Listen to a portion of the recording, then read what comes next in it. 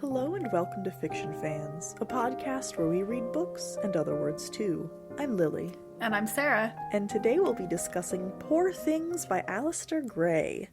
But before we get into that, Sarah, what's something great that happened recently? Something great that happened recently is I bought my hotel room for Galley, which... Oh, yay! Yeah, I had put off, finally decided that I was going to do it, and then rooms were sold out, and there were no hotel rooms, and that lasted for like a month, and it got to the point, obviously Galley is in a month, almost exactly, and it got to the point where I was like, well, maybe I'm not going to Galley, or maybe I'm just gonna fly in and fly out on the same day, because I could go to an overflow hotel, but that's just not the same. Yeah. But I checked today, and they had rooms available, so huzzah. Oh, that'll be so much fun. Yeah, although also sad, because I'm gonna be all on my own. I know. I'm sorry. Letting me down. It sucks. I wish I had infinite time and money. I feel you there. My good thing is that I'm currently sitting underneath an electric blanket, and it is warm and I am happy. That is indeed a good thing. It's very cozy. What are we drinking tonight? I don't have any port, so I'm not drinking port. And I don't have any brandy, which I feel is also a very Victorian drink. So I decided I would just drink whiskey. There you go. It works. It's not quite the atmosphere engendered by the book, but it's close enough. I had this whole thematic beverage planned out. I was going to have a protein powder hot chocolate, because don't listen to what anyone tells you. I've had like 4 different brands and they're all disgusting. But #health. And weird health drinks are also a very strong presence in this book. Yes, they are. So I was like, that would be perfect. Anyway, and then today happened, so I'm drinking box wine. I think you're probably enjoying your box wine more than you would have enjoyed your weird protein powder hot chocolate. Well, that's true. I wonder, there's gotta be cocktail drinks that use protein powder. You could always try adding your protein powder to your wine. Oh God. I think that fits the theme of terrible protein drinks. That's true. Although in Poor Things, it's not a protein drink. The character has to, like, mix his digestive juices into his food. Or there's a couple of weird things. It's very strange. But I think protein powder is the same level of strange and gross, so it works. I think protein powder is certainly more appropriate than mixing your own digestive juices into your drink in real life. Well, yes. Okay, fair enough. Anyway, all of that is pointless because... no. Cheap box wine it is. Well, I have not read anything but this novel recently. How about you? I've been very slowly reading The Grimoire, the Gods, and the Girl by K.R.R. Lockhaven, which is the last book in his Azure Archipelago trilogy. Wait, me too. I thought we weren't supposed to talk about it. Are we allowed to talk about it? Oh, I can have a different answer if you don't think we're allowed to talk about it. No, I just want listeners to know. Me too. It's not out yet. We're reading early copies. It's very slow going because I am still obsessively watching Gardener's World and knitting. So that's how most of my spare time is taken up. Also a very good use of spare time. It is, except that it means that I am not having good answers to this question when we record. I'm gonna gift you an audiobook just to be a bitch. I can get audiobooks. I know, but if I gift it to you, then you'll feel guilty for not listening to it. No, probably not. Are you sure? Are you sure? With an audiobook specifically, yeah, I'm pretty sure. Alright. I don't think I would feel guilty about not listening to it. I mean, if it was a really expensive audiobook, maybe I would. Well, I'll tell you it's a really expensive audiobook. Anyway, Poor Things. I watched the movie a couple weeks ago, absolutely loved it, and was like, Sarah, I need to read this book. I need to know, like, what the heck the source material for this was. So we did. Thank you for helping me rearrange the calendar. You're welcome. I'm always pleased to rearrange our calendar at last minute. Listener, you can't see her grimace right now. Actually, no. It wasn't that difficult to rearrange our calendar. It's easier to do in the start of the year than it is in the end of the year. And I did really enjoy Poor Things. It's a bit of an odd book, but I liked it. It is weird. Yeah. Yeah. So, right off the top, it has one of my absolute favorite tropes, which is where the author pretends he found a manuscript. I really liked it because it's not just that the author pretends that he found a manuscript. Like, it goes one step further because the manuscript has warring texts attached to it. So there's that further layer of points of view. And it's absolutely delightful.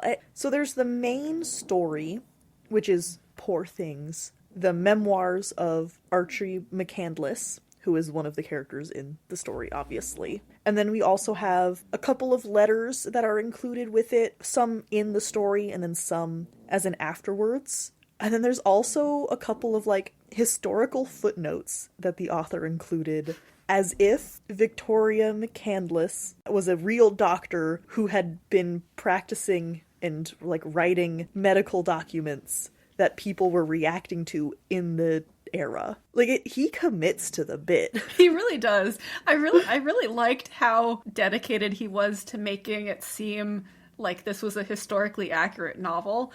It's not at all, obviously. But yeah. But he makes up references and publications and all sorts of things that could, in theory, have existed. And it's done in a really quite seamless manner. So that's a lot of fun. It really is. And then, of course, the sort of, I'm going to call it vaguely epistolary, because so much of the text is one memoir. And then there's a couple of, like, additional letters included, whereas I'd say a fully epistolary book would be entirely letters back and forth. I was going to say, I don't know if I would really call this epistolary. There's a letter, but there's no dialogue between letters. Yeah. But anyway, it definitely harkens back to Frankenstein, which this book is absolutely, referencing, parodying.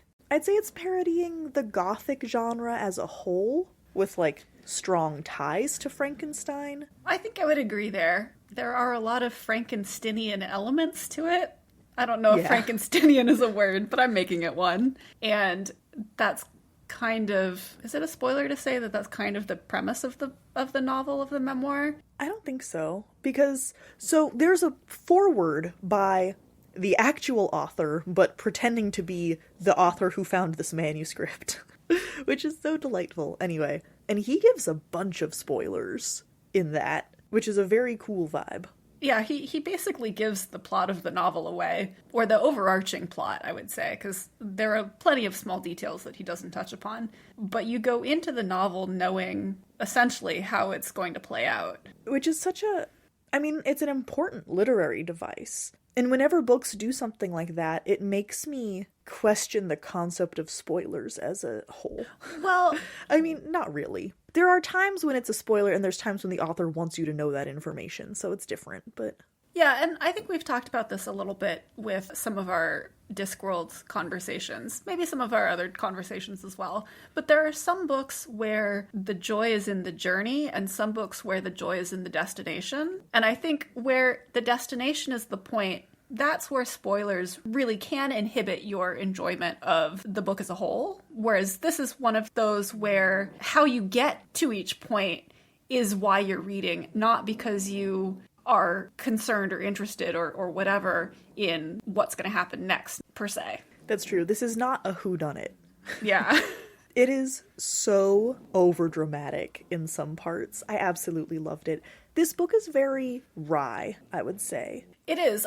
It's very overdramatic, and I know it's a satire, but there was one point at the very beginning that bothered me so much, where part of the premise of the book, as we've said, is that it's a found manuscript. And the way the manuscript is found is that the author's friend finds it in a bunch of stuff that's left on the street for essentially like city garbage to collect. And he looks through and finds this manuscript, these notes, and asks I think it was a legal firm who had put them out, asks if it's okay to take them And the legal firm tells him, no, this is super confidential. You shouldn't have looked in it at all. And at that point, I'm like, why didn't you just shred it? It's 1992. Shredders existed. Like, just shred it. Which is totally not the point, because this is satire. And I think part of that is satirizing how companies worked just a little bit, how legal firms worked. But still, yeah, that's my very minor nitpick. Well, there are several points in this book that are just absolutely silly. Like, that's the only word for it. But this book isn't really, like, lighthearted, funny, haha. It's definitely not. But it gets so over the top. But it plays it, like, with a straight face the whole time. And it will have some conversations. Actually, I think our next comment is about, like, sexism. And how the characters and the dialogue in this book are so sexist. But they're also such ridiculous asses that you're clearly supposed to be laughing at them, not agreeing with them. Yeah. But that's a hard line to walk, especially in times when I could totally believe someone say some of those things out loud and mean it. Yeah, I mean, I think part of the sexism is because of the time period in which the novel takes place. Because Victorian era, yeah, that was just sexist. Part of it, I think, is having the characters be so over the top in order to poke fun at how sexist it is. There's one point in the book where a character is given... Clean bill of mental health. Yeah, where a character is given a clean bill of mental health for reasons because she shows no signs of... And they list a long list of various actual medical conditions, or medical conditions as they were diagnosed at the time. But that includes things like lycanthropy, algolagnia. I don't know if I'm pronouncing that correctly, which is apparently sadomasochism. She's not irrationally belligerent or unhealthily reticent, and is also not obsessively sapphic. I like the obsessively there. She could be a little sapphic. That's okay. But obsessively sapphic. And that was so interesting, too. They throw the word sapphic around quite a bit, which today I really love as an adjective for lesbian things. Because in this particular instance, Bella's not a lesbian, right? She's clearly bi, which is why sapphic is a better word for it. But in the text, it's used so dismissively that I was so torn, because I was like, I love that word, but you're using it wrong. But you're not using it wrong, but I'm mad at you. And I think I was supposed to go through that journey. Probably. I mean, again, I think I fall on the side of a lot of that is just how society was at the time, including the way they use it, in that kind of dismissive tone. Absolutely. This is, to some degree, historical fiction. Yeah. It feels weird saying that because there's also a Frankenstein monster. So it's not, accurate historical fiction, except for these very old-fashioned views. I have a counterpoint to that I don't want to say because it's a spoiler. I know, there are some spoilers in this book. Or there are things about this book that I don't want to spoil. Well, I think it relates to the way that... So, as we've said, we get a lot of the setup for the novel in the foreword, but the author very specifically says he's going to leave one section to the end instead of including it as the introduction. And I think that is the bits that are spoiler. Yeah, fair. Well, this book, overall, and this isn't a spoiler because it's in the introduction... It's about a young woman who is actually a Frankenstein's monster. They don't use that word in the book, obviously. And all of the men around her try to control her. They think they're controlling her, but she's actually a badass lady. Learning to become a badass lady. She kind of has to start from scratch, being a Frankenstein's monster. I don't think that's too spoilery, do you? No, I don't think that's a spoiler. And I think it's important to include a little bit more of that flavor, so you're not like, oh, so I'm just going to read a depressing book that's supposed to not get mad at because it's making fun of the people that make it depressing. That would get really old really fast. That would get old fast. This was actually quite a fun book, and a fairly quick read. I agree. It was much less silly than the movie. I know I already called the book silly, but the movie was more whimsical and sweet. And I'll get into that in more detail later. I'm really looking forward to hearing you explain that. I don't think the book was whimsical or sweet at all. Exactly. Yeah. So to hear that that's how you would describe the movie is kind of shocking, but intriguing. Well, and also the basis on me suggesting that we read this book. So I started it and I was like, oh no. But the author was part of the writing team of the screenplay, which I think is always really interesting. Although he did die before the movie came out. I'm not sure if he died before the screenplay was completed. Oh, I didn't know that. I just know that the credits list 2 writers, and he's one of them. Yeah, but he is dead. Apparently they started... I looked at the Wikipedia page for the movie, and apparently the producer or director, whoever, came to him originally in around 2010 or so, wanting to make this movie. So it's been a long process, and he was involved in the beginning, but I don't know. Even though he's listed in the credits for the screenplay, I don't actually know how much of that he would have completed. That's interesting. Well, I'll say, as far as, like, actual actions on the page, 90 to 99% of the plot points are the same. He died in 2019. That was a couple years ago. A day after his birthday. He was born on December 28th and died December 29th. Obviously many years apart, but... Yes. But there are 2 characters. I'm just getting into this now. I need to stop. It is very similar, but has a very different tone, which I think is a fascinating experience. I highly recommend both the movie and the book. But Sarah, who should read this book? We didn't talk about it earlier. I'm putting you on the spot.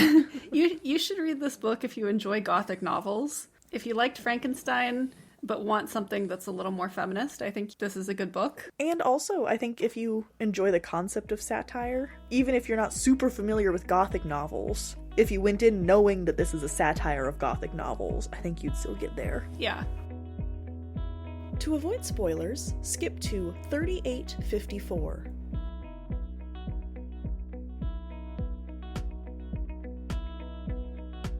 It feels silly to say that the main character of this book saves this book, but Bella fucking saves this book. I mean, Bella is the reason why this book is not a drag to read. Yeah.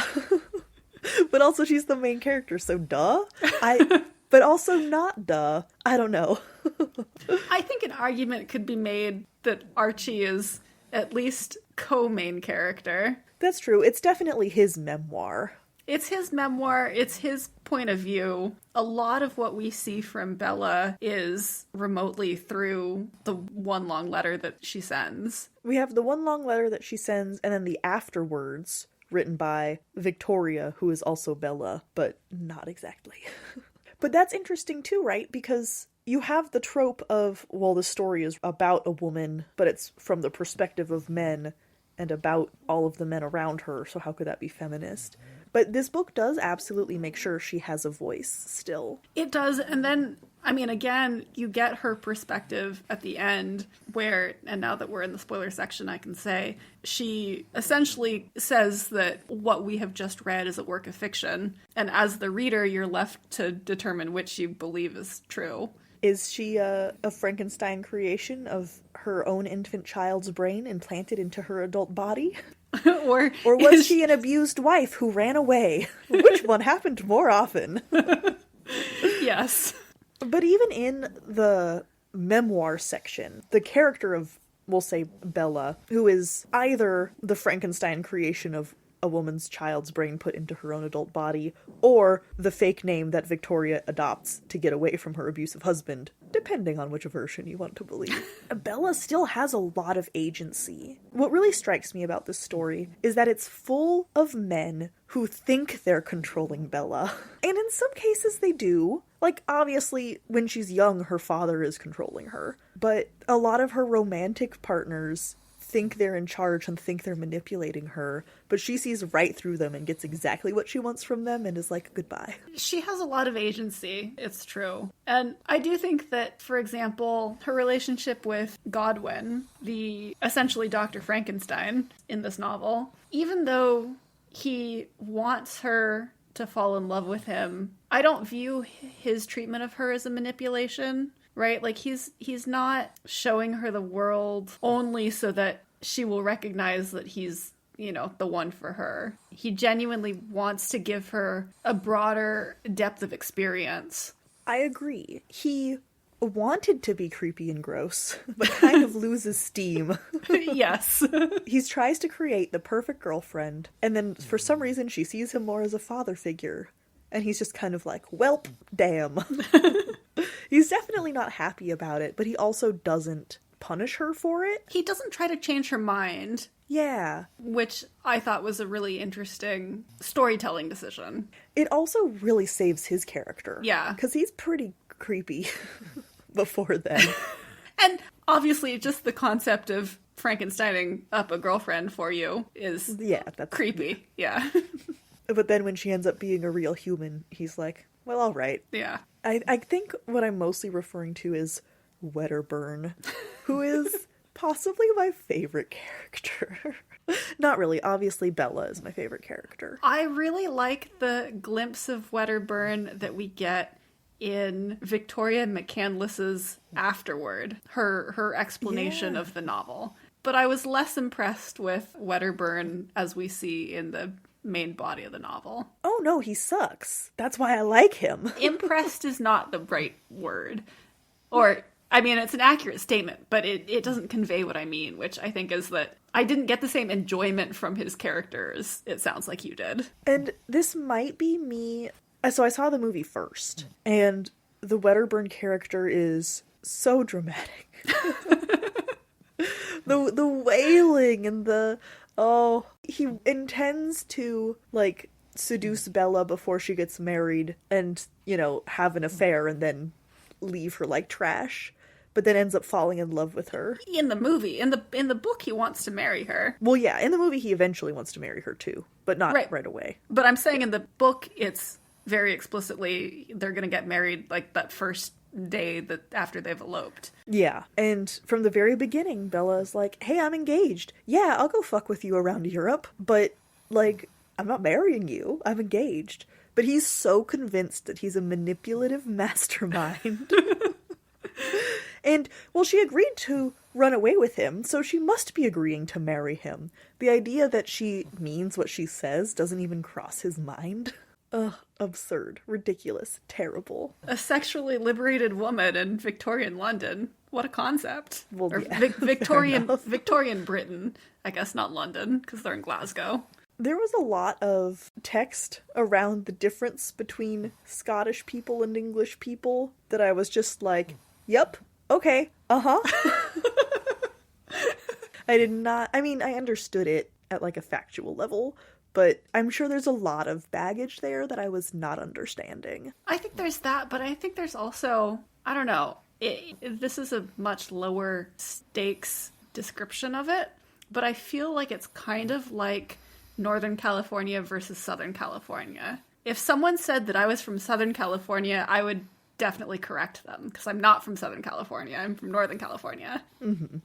And I feel like there's a little bit of that, except with added conquests and wars and stuff. Well, yeah. I mean, I understand that political tension. The book is clearly written by someone who's in that political tension. Yes. And so there were some very long conversations. Not that long. But I was definitely going, I am not as invested in this as you are, but clearly this is important. Yeah, fair enough. Anyway, why did that come up? Oh, because Bella is a sexually liberated Scottish woman. Yeah. Oh, except Victoria, the mother, like the pre-Frankenstein woman, pregnant woman, is from Manchester. Yes. So, anyway, there's a lot. Like I'm saying, there's a lot going on with that whole thing that I understood at a surface level, but I feel like there was a lot more going on that I didn't really get. I do think that there are some nuances that you understand if you are from the UK or Glaswegian or Mancunian that we didn't get because we are none of those things. Not even a little. We got some Scottish background, maybe. Wedderburn is great and got exactly what he deserved. He fucked around and found out. He thought he could manipulate Bella and he ends up in an insane asylum. It was delightful. I did like it. I mean, I find his character kind of sad. And I like him better, as I said, I like him better in the non-science fiction version of the story, where he's in an insane asylum, partially to get away from any penalties for not paying clients, and tax evasion and things like that. But he clearly has his faculties, and Victoria goes and visits him every week, and they have a fun chat. So I liked that version of him. I really loved both of these stories. Like, we'll just call it two different stories, right? There's the bulk of the novel, which is Archie McCandless's memoir version. And then there's Victoria's rebuttal. And they're both very good, but I liked them for very different reasons. Yes. I also really enjoyed how sex positive the book was overall. And I mean, a part of me does think that it was going overboard on the sex positivity to make fun of Victorian sensibilities. I think there's probably a little bit of that, yeah. But I can still enjoy that part. Bella does sex work in Paris and then comes back and is like, all right, I'm ready to get married now. And Archie's like, all right. People do try to make her feel bad, but not the people that we're supposed to like. Yes. I mean, her horniness did make me tired. I'm not gonna lie. But that's just because I'm ace, I think. And I was like, girl, just slow down. just, let Wedderburn have a night where he's not having sex with you. He needs it. You could probably need it too. It would be okay. Oh, but that part was told through Wedderburn's eyes, because we also get a letter from Wedderburn to Archie and Godwin, who have been left at home while Bella fucks Wedderburn across Europe. That's true. So Wedderburn's version, in the memoir version, is that she was insatiable, but also like a roving demon, and in order to constrain her, he tried to tire her out, and so developed what I assume was a cocaine addiction to try to outfuck her, and he couldn't. I think what is maybe in between the Wedderburn memoir version, the Bella memoir version, and the Victoria rebuttal version is maybe all of his gambling and drinking gave him whiskey dick and he was embarrassed about it. Quite possibly. But no, it was Bella's fault for being a nympho. It's not his fault. Because everything is always Bella's fault. It's never the man's fault in a sexual relationship. It's always on the woman. Unless the woman is acting weird, and then it must be because she's fallen in love with someone. It can't possibly be because she's excited to explore a new city. Yep.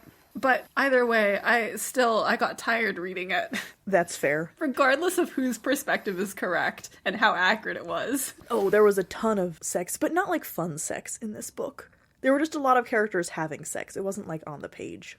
Yeah, it's not explicit at all. And most of the time it's couched in euphemisms, so the word sex is not even mentioned. At all. Yeah. Although they do talk about the clitoris, but only in the topic of female genital mutilation. So prepare yourself for that, I guess. Yeah. I think also what pushes this book over, because with satire, I'm always worried that, like, what if I think this is satire, but it's not? What firmly pushes this over in my mind is that all of Bella's agency and everything ends up with her saving the day. They're in their final confrontation. Her first husband that she had forgotten or run away from, depending on which version you're going by, has shown up to stop her marriage to Archie, pulls out a gun to force her to go with him, and she just, like, disarms him because no one expected her to fight back, so he's so taken aback that she's able to grab the gun from him. And then the real hitter, the big hitter, was when she realizes that she recognizes her first husband not from having been married to him, but because he had been a client of the brothel she worked at, and she makes fun of his kinks in front of, like, a bunch of very fancy men. I did like that, but I felt a little bad for him for being kink-shamed, I agree. No one should be kink-shamed, but also no one should try to kidnap their wife. Yes. That balances out. And a wife whose mid-kidnap attempt is the only person who's allowed to kink-shame someone. I've said it. That's my decree. It is a great scene, though. And I did like that she recognized him not because she had any memory of her previous life, but because she recognized him as this client that she had made fun of earlier in the novel in her letter. Yeah. It really does a lot to put the power back in her hands. Yes. The book makes sure that you know that, like, she is not lesser for doing sex work. Having done that saved her. at the time for financial reasons, but also those experiences were ultimately beneficial, which I think is really meaningful. But also, I think it's important to say that the book never shames any of the other women who are doing sex work. Not that we see a lot of them, right? But there's no kind of undercurrent of, oh, Bella is the good sex worker and everyone else are sluts. Right. Yes. Which I think is important to mention too. Yeah, I agree completely. Because then that would defeat the purpose if that was how it handled it. Yeah. So I do think that this book, despite some of the character views on it, I think the book itself is actually quite sex positive in a way that I wasn't expecting from a gothic novel satire. I also love that, okay, if Archie was writing this memoir to put himself in the best light possible, he decided that the way to do that would be to be completely chill with Bella's past sex work. Yeah, he just doesn't care. Yeah. And that's, you know, maybe that's the idealized version of him in his own memoir. But he still was like, no, I need to have handled this well. Well, okay, so here's a question. How much truth, because Victoria McCandless's afterword doesn't touch on all of the events in the memoir. It just says that, no, actually, I had all of my memories. I was running away from my husband. Godwin Baxter was a regular doctor who didn't know any secrets to bringing life to people. Like, how much truth do you think that there is to all of Archie's memoir? We know that she did have a liaison with Wedderburn, but do you think that she actually did sex work? So, out of her rebuttals, they're all against the, like, over-the-top supernatural stuff. That's true. Godwin was a normal guy. He wasn't some lumbering monster. She was just a lady fleeing her marriage. She wasn't Frankenstein creation. And the fact that she doesn't address it makes me think that, yeah, of course she did. Because also, in the afterword, when we see, like, her political pamphlets and things like that, she's very much pro, you know, sex education, birth control. She seems like the kind of lady who would be like, yeah, of course I did that, and it's fine. Why are you being weird? That's true. She does seem like the kind of woman who would be like that. I mean, I think that you can be pro-sex education and all of those things, even in Victorian England, Britain, without having done sex work yourself. But I concede your point. But I think she would have said, no, that wasn't true. Yeah. In her list of things that weren't true. Yeah, fair enough. Victoria's rebuttal at the end really threw me for a twist. That is not in the movie at all, by the way. The movie is just the memoir section. It has none of the, like, surrounding framework of being a found manuscript or anything like that. I want to say that's interesting, but also I think that's very understandable because I think that specifically would be really hard to capture in a movie format. Oh, yeah, totally. So, what else was different between the movie and the book? I think the biggest difference, like I said, the plot points are basically the same. However, the characters of Godwin and Archie have very different motivations. In the movie, Godwin is fully a father figure. No romantic aspirations whatsoever. None at all. And Archie even accuses him or not accuses. He, like, asks at one point, after he and Bella are engaged, he's like, are you okay with that? I kind of thought you would have wanted that. And Godwin is like, I understand why you would think that. But gross, she's my daughter. Interesting. Which makes it, like, very wholesome. Yeah, that's, like you say, so different from the motivations of Godwin in the book. Absolutely. And the Archie in the movie does not try to control her the same way that he does in the book. I mean, there's still some, like, he's pretty repressed at the beginning, so he's like, oh, sex is scary. But the whole time, you know, when Bella's running around and everything, he's just like, I just missed you. I don't care anything about what you did. I'm just jealous that other people got to spend time with you when I didn't. And it's very sweet. The confrontation with her first husband is also a little different. In the movie, she decides to go with him when he shows up at the wedding. She's very much just like, oh, new life experience. Sure, let's find out what that's like. Okay. Even though that's obviously not what happens in the books, I can see the book Bella doing that. right? And it's so close to the end that it doesn't, like, change the whole story. Yes. In the movie, she finds out that the husband was, like, super abusive, and he tries to stop her from leaving, because she's like, I've decided that you suck and I'm going back to Archie. And obviously he has a problem with that. And in the confrontation, he gets shot. And she learns how to transplant brains from Godwin's notes and puts his brain in a goat. No, puts a goat's brain in him. Other way around. She puts a goat brain in him. And that's the end of the movie. Okay, that's very different. Yeah, so in the book, the, like, examples of mad scientist is that Godwin cut a black rabbit and a white rabbit in half and, like, swapped them, right? So you had a half black and white rabbit and another half black and white rabbit. In the movie, it's, like, half French bulldog, half duck.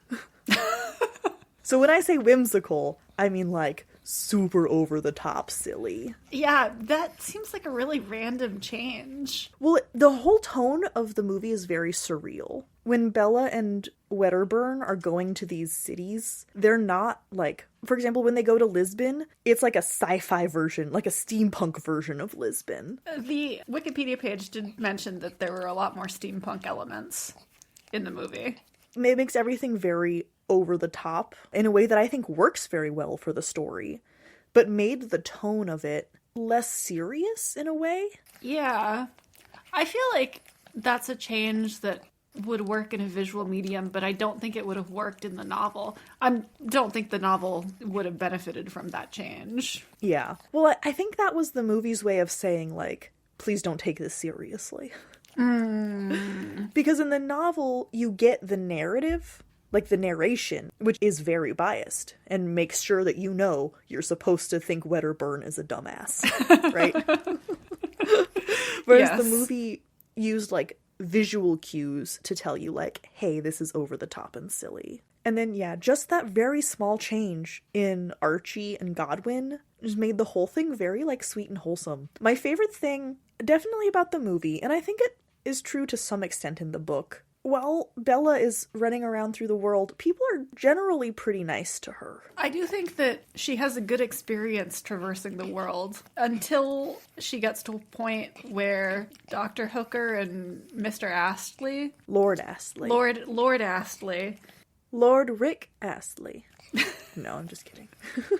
Take her... Well, it's mostly Dr. Hooker who wants to show her kind of the darker side of humanity. And so then she has a bad experience in Egypt, I think it is. So that does happen in the movie as well. Those two characters are also pretty different, I guess. The steamboat part, she has a different experience in the movie, but that feels less impactful to the story overall. Mm-hmm. In the movie, neither of those characters wanted to fuck Bella, so there's that.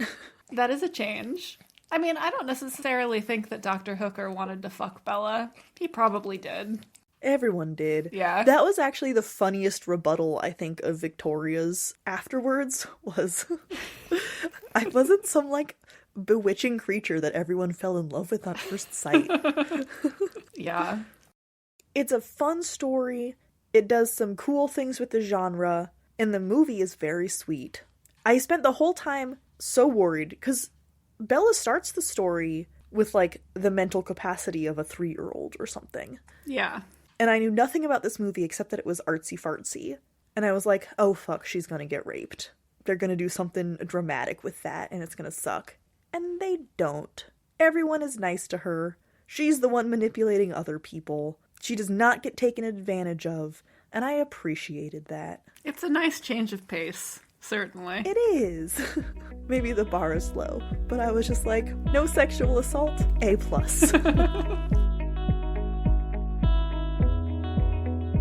Do we have a pet peeve corner or words are weird? I don't think so. I don't think so. I mean, I mentioned earlier, but algolagnia is a really weird way to say sadomasochism. Yeah, I wonder what the root is for that. Ooh, algorithm. Interesting. Algolia is a IT company. I'm sure they love that being associated with that. New Latin from Greek algos, pain, plus lagnia, lust, from lagnos, lustful. The first known use was 1897, so it's actually quite a recent word.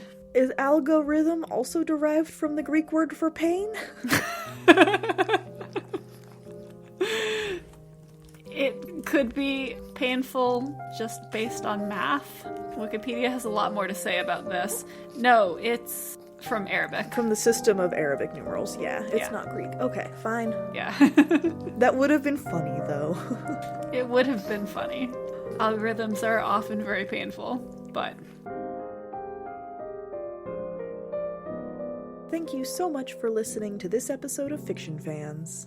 Come disagree with us. We're on most social media at fictionfanspod. You can also email us at fictionfanspod@gmail.com. If you enjoyed the episode, please rate and review on Spotify and Apple Podcasts, and follow us wherever your podcasts live. We also have a Patreon where you can support us and find our show notes and some other nonsense. Thanks again for listening, and may your villains always be defeated.